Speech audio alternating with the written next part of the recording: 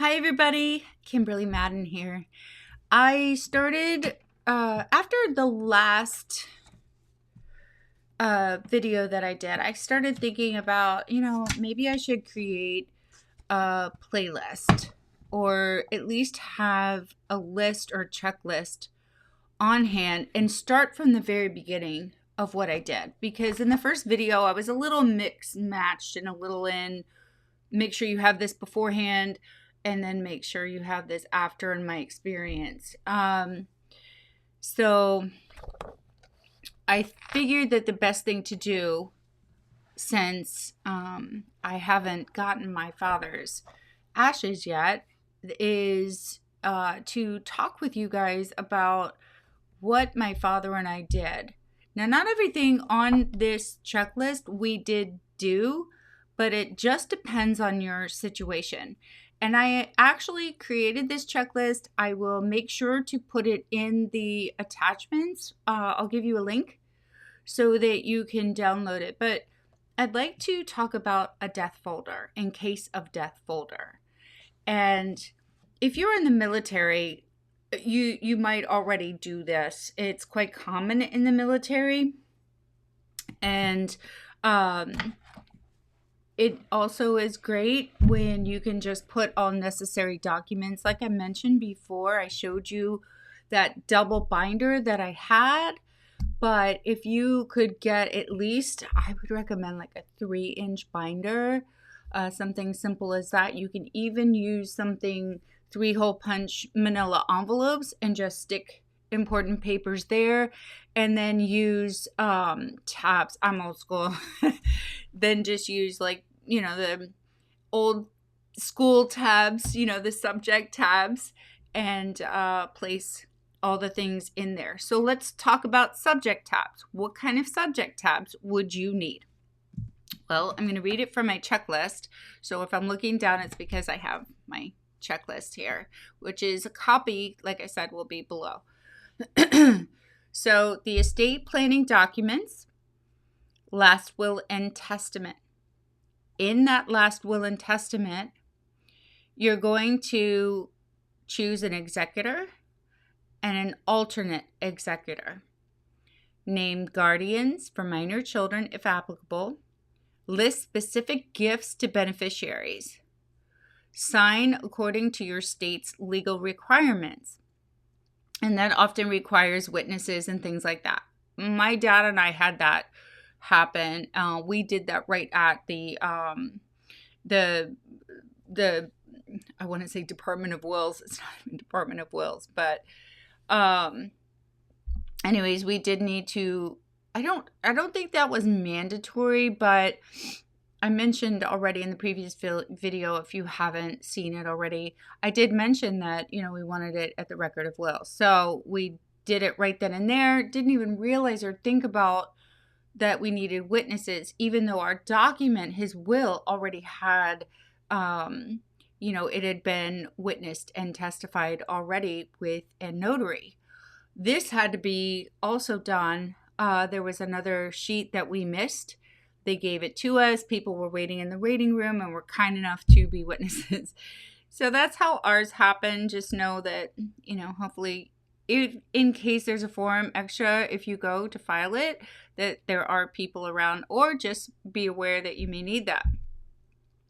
So where to file and store that, I'm going to add on to all these things.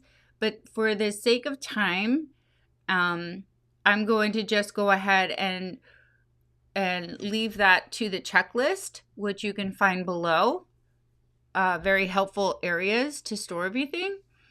But you'll also need, if you have a revocable living trust, you need to name the trustee and the successor trustee. And you need to transfer assets into the trust. This is known as funding the trust. Now, something a little bit different that happened for us is that for my father's bank account, my dad always had POD, payable upon death, and we switched that over when he started having more problems. we just put my name on the account. I mentioned that in the last video. I'm just going to say it again today. That helped a lot for the funding. And I have a choice to keep it like that, or from that, create a separate trust. But the trust needs to be funded. There needs to be a funnel to pay expenses.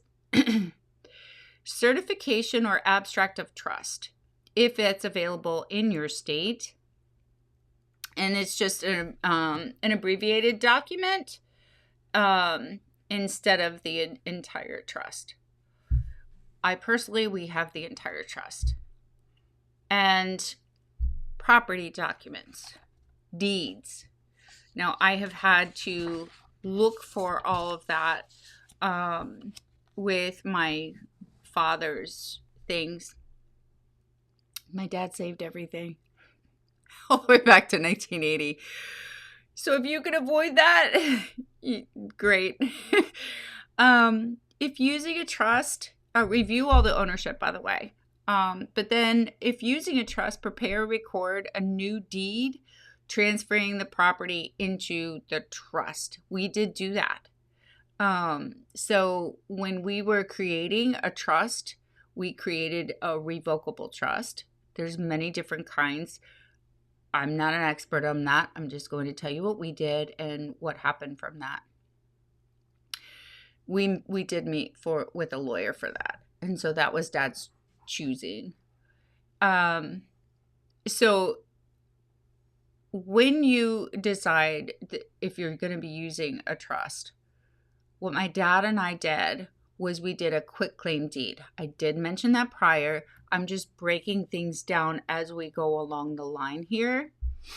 I show you where to record all of that in the sheet below, the attachment.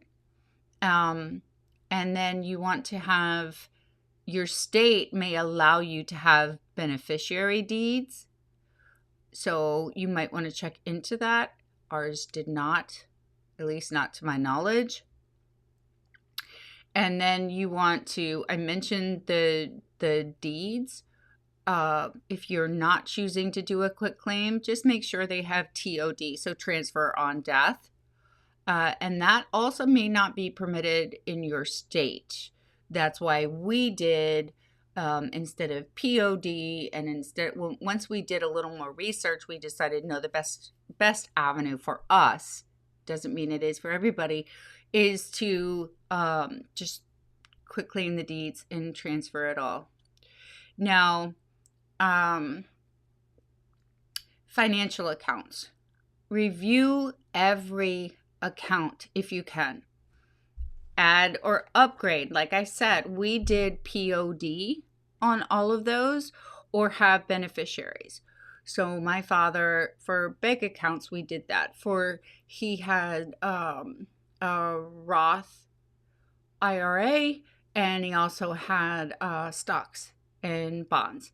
So we did everything with that, having POD or TOD. But then, for instance, the Roth and all of that, he already had me listed as a beneficiary. But that applies to everything. So your checking account, your savings account, your CDs, your brokerage accounts, like I just mentioned. You look through each one of those.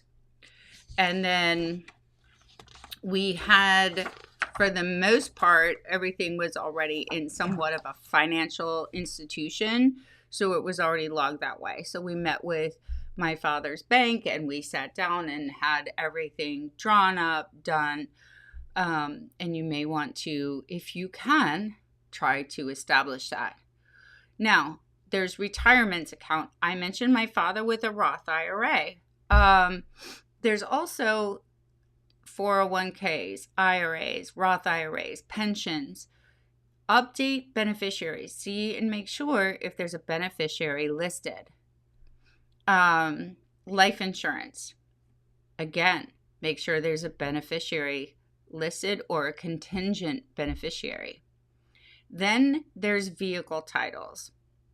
And you can sometimes with a vehicle title, have a TOD, a transfer on death. I don't know if that applies to your state. We did not do that. I need to look into that. I'll walk you through that when we go on these journeys. But these are all the things that we need to prepare for ahead of time. And if you can have a TOD, I highly recommend it. So, business planning. That's another little old school tag that you need to have. So, that under business planning needs a buy-sell agreement, any operating agreements, any succession plans. And then let's see, what else do I have? Any kind of attorneys or business partners, if that's appropriate. And then an advanced healthcare directive. I mentioned that before, another little tab. That will include the healthcare power of attorney, the living will, the organ donation wishes. If you can get a MOLST form, that definitely I highly recommend. If required in your state, in Maryland it is.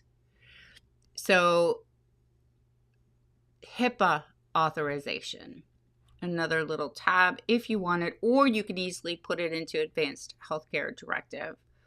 But it allows designated individuals to access medical information.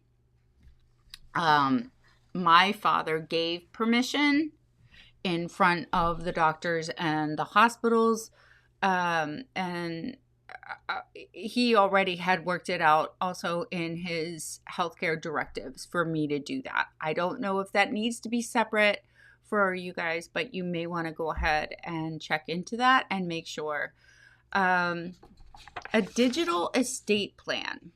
So that's a little tab to make, because that will have a secure inventory of emails. I mentioned before about passwords, the websites, social media, cryptocurrency, if that happened to be a thing, any kind of cloud storage or subscriptions.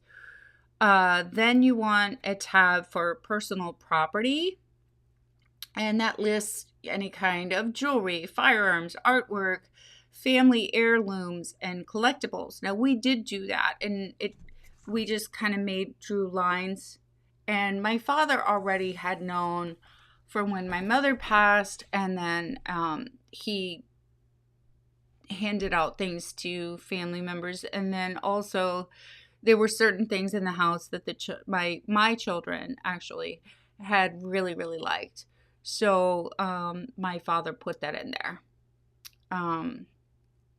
Then you want a tab for funeral and burial instructions, and that includes if they have a burial or if they want to be cremated, cemetery information, where that is, religious preferences, obituary notes if they want to leave one to anyone, what kind of service, music, or readings that they may like.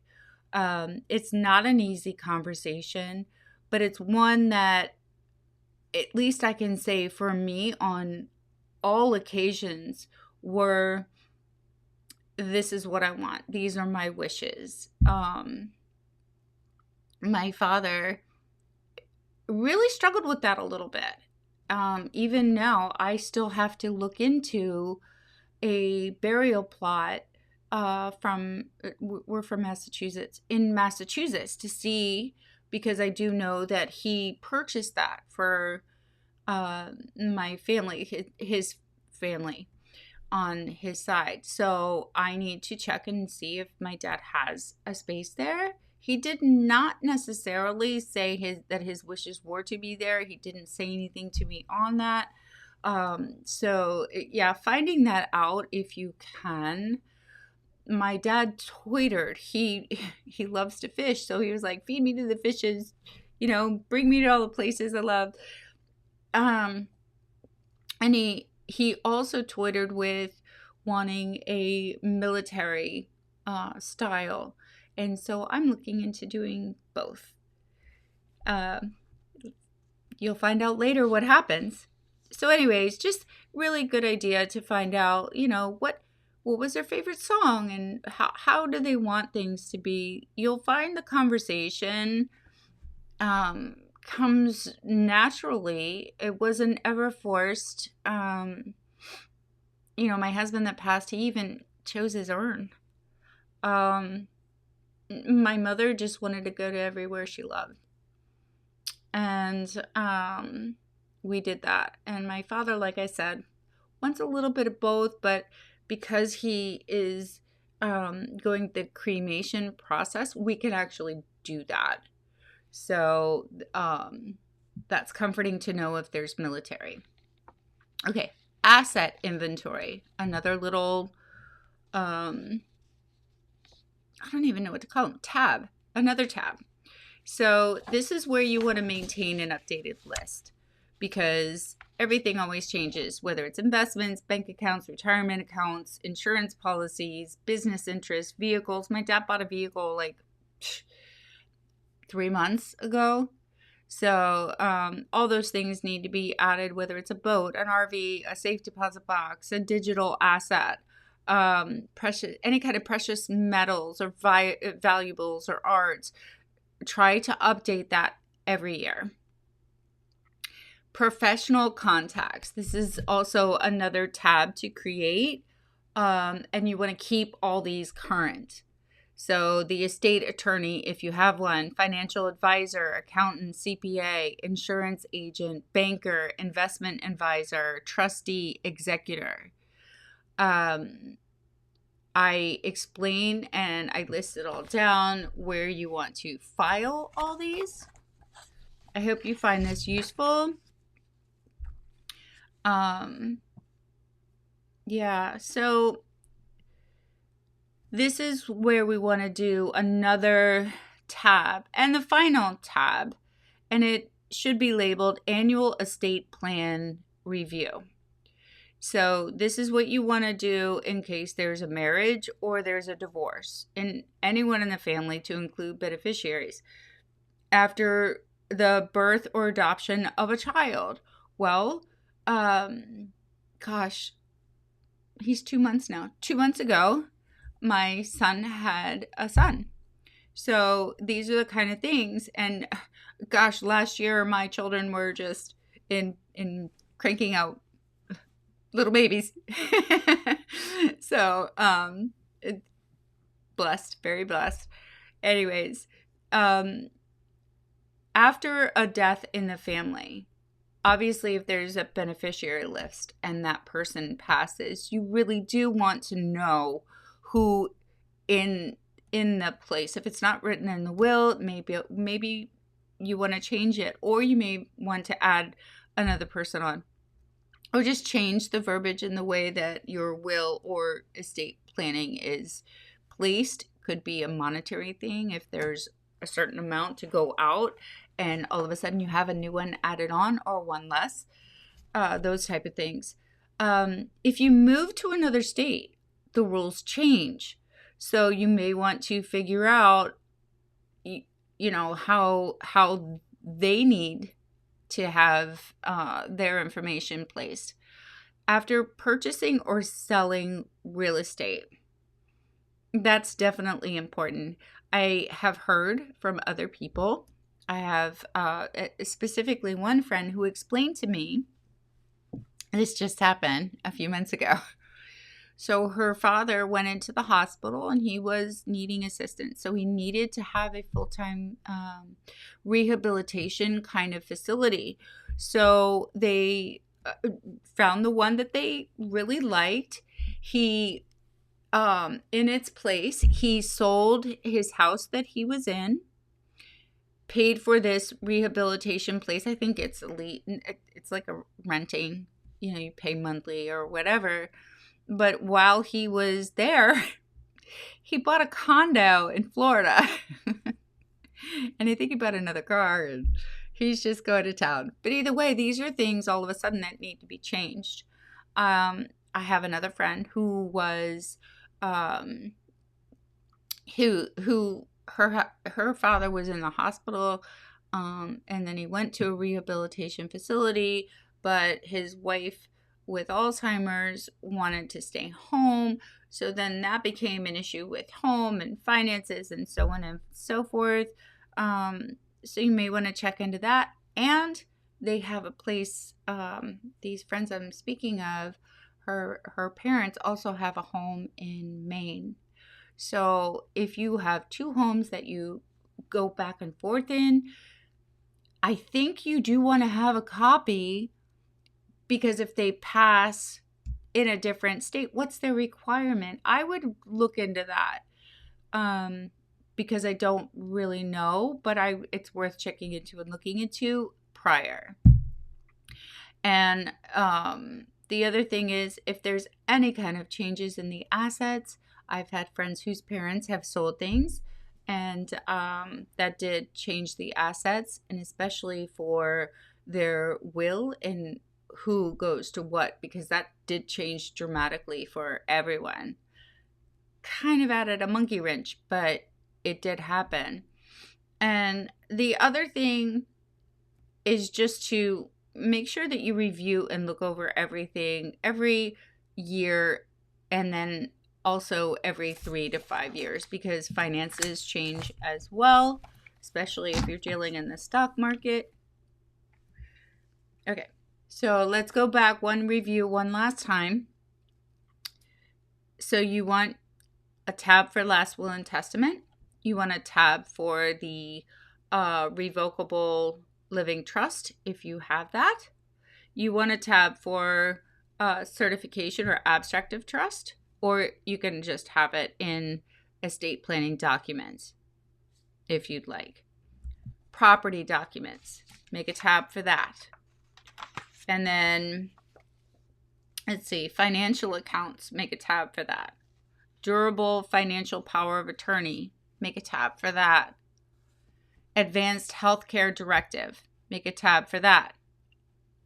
HIPAA authorization, you might want to put that in advanced healthcare directive. I mentioned that before, but I'm just going to add that on again so that it's all in succession of the tabs. Digital estate plan, and then you would want personal property memorandum, funeral and burial instructions. These are all tabs. Asset inventory.